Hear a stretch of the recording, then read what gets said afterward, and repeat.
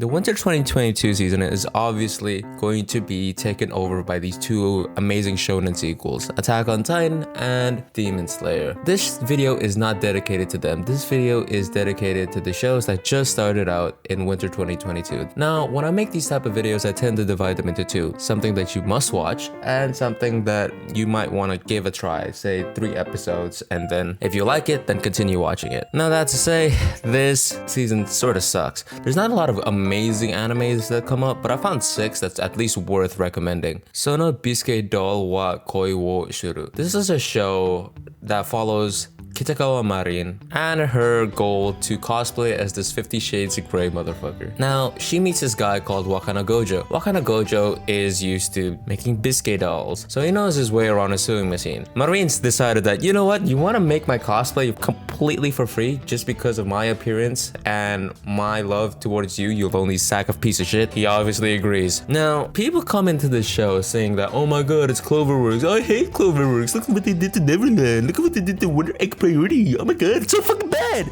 This is the season where Cloverworks is gonna win your hearts back. This is the season where Cloverworks is gonna flex their animation and be like, yeah, you know what? Fuck you. We're the best anime studio out there, despite all the Neverland bullshit, despite all the Wonder Egg bullshit. Kitagawa Marin looks fucking phenomenal. She is hot as fuck. Never mind that she's probably the age of 16. She is still amazingly drawn, and her tits is just, oh my god. Akebi-chan no Sailor Fuku is another Cloverworks adaptation. It follows this girl called Akebi who really likes her sailor uniform. She really likes the sailor uniform because there's this idol called whoever the fuck, and she looks really good at her sailor uniform. Sailor uniforms are not really the type of thing that middle school girls wear these days. They usually wear blazers, but the principal makes an exception regarding Akebi because Akebi just really wants to use the sailor uniform. This is just a simple slice of life, that feel-good moment, and nothing really goes on in the show. That to say, Cloverworks will tell y'all bitches that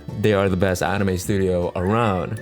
This show looks amazing. This show looks like an anime movie. If you've seen anime movies, they are phenomenal looking. And Akebi-san is so close to that. Komichi Akebi is beautiful. She is an awesome girl, and I just want the best thing to ever happen to her. The chemistry between her and her mother, her and her little sister, even the little glimpse that we see with her and her dad, it's amazing. It's just pure slice of life fun. Now, stepping away from Cloverworks, we go to Leadale no Daichi Night. This is an isekai that follows this girl, Kaina, who, you know, typical isekai shit. She dies from cancer or whatever, right? She goes back to the world and realizes that this MMORPG has shut down 500 years ago, and this is just the world that lives on after the death of the MMORPG. This show is very similar to Slime 300, where it's just this blonde chick who has this isekai family and just lives in this sort of slice of life, nothing to worry about because she's so overpowered genre type of isekai. Kaina's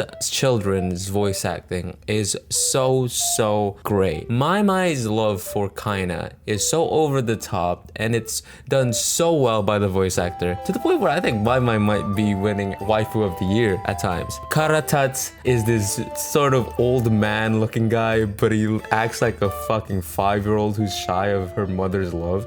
It's so cute and so fucking wholesome. Scargo is this beautiful man, but obviously is just absolutely in love with her mother. This show is just honestly sweet and just a relaxing time. Koroshi Ai, however, this follows this guy called Reinha, who is a killer, a very well-known killer, and this girl called Chateau. They're both these assassins who are very in different sides of the assassin specter, I guess. Reinha is obviously this brutal murderer who is very merciless. Chateau feels like the type of girl who is very gifted at her job, but not necessarily experienced at her job. This show is a romance between Reinha and Chateau. Reinha is the type of guy who would try his best to win Chateau's heart, you know, by like helping her out with her job, just being this awesome Chad looking ass motherfucker, you know, takes her out to dates and all that. Chateau is obviously very relentless and just doesn't want anything from Reinha, obviously because he's a fucking mass murderer. Now, people rate this as a 7.12 in my anime list, and I don't know why. This show looks amazing, the plot looks very interesting, and I feel like they're gonna go to places that is very fun. The action looks phenomenal. Obviously, the romance takes priority in the show, but nonetheless, the action looks amazing, the art style looks amazing. This is a really, really good show. Fantasy Bisojo Juniku Oji-san. It's a very simple isekai concept, as all of them are. So these two best friends, right, they're all like 30 years old. One is single, but is very handsome. He just simply chooses to be single because he is an incel. The other one just can't get bitches to save their life. So one day, the guy who can't get bitches becomes a girl. Lo and behold, the incel actually likes this girl. See, I don't know about you guys, but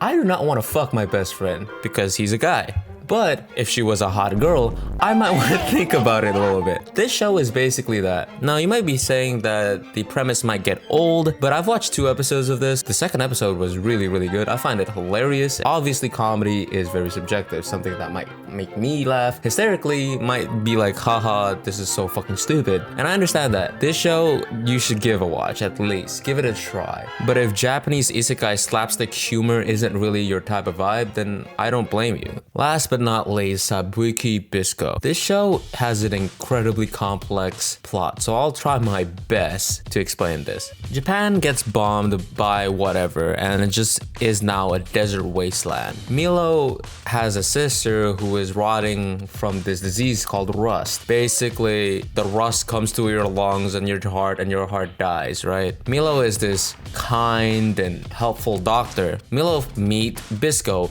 a mushroom terrorist. What a mushroom terrorist is your typical terrorist who, you know, makes the government go wah wah. For some reason, instead of using normal bombs, uses this arrow that shoots and make mushrooms explode. Bisco's goal is to save Jabi. Jabi is his tutor who's probably gonna die by episode 3. The show is really, really fun and really, really complex. What I really like about the show is its staff member is full of fucking legends. Now, keep in mind that the staff members haven't really taken over a whole series yet, but they've been part of like 1 or 2 episodes of these amazing animes. For example, Atsushi Ikariya, who has been a part of the Wit Studio adaptation of Attack on Titan, Steins Gate, and Kill la Kill. The sound director, Kizuki Koizumi, who is in charge of the sound director of Dororo, God of High School, and Shadow's House. Murai Sarayuki, who is the scriptwriter of Cowboy Bebop, Perfect Blue, and Durarara. Just think about all of that talent in this one show. These are not household names by a long margin, right? But this is Studio O's first anime adaptation that they have to deal with. And from the first 2 episodes that I saw, this looks fucking amazing. The script writing is cliche a little bit, but it's fucking fun to watch. The directing is good. The mushroom, although weird,